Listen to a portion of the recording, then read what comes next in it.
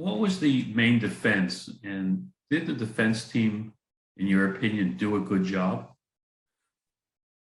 The defense lawyers were the best in Atlanta, which was good and bad.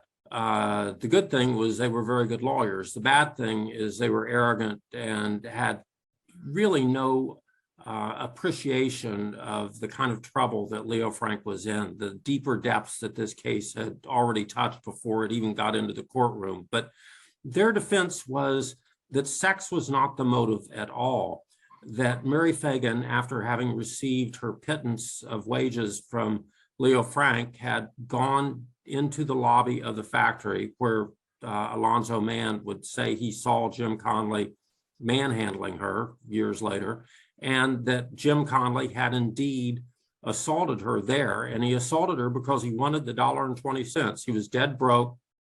It was Saturday. He was already drinking before noon. He needed the money, and that was the motive. And then the defense would do something quite ill-advised.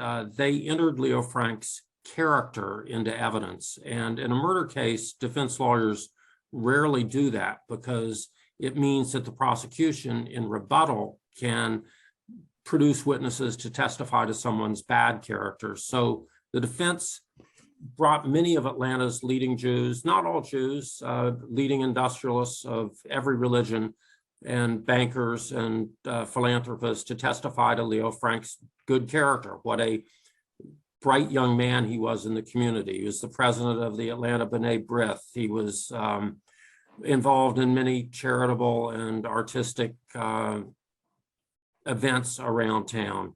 So there was a parade of people testifying to all this. And after that parade of people attested to Leo Frank's good character, the prosecution brought a number of people to the stand to testify to his bad character. And these witnesses were primarily young girls who worked at the factory.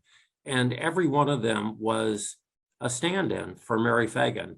And it was as if Mary Phagan was rising from the dead and saying, these wealthy people saw the good side of Leo Frank, but we in the workforce saw that this guy is a predator, and that he was sexually harassing us at the very least and trying to do more at the worst.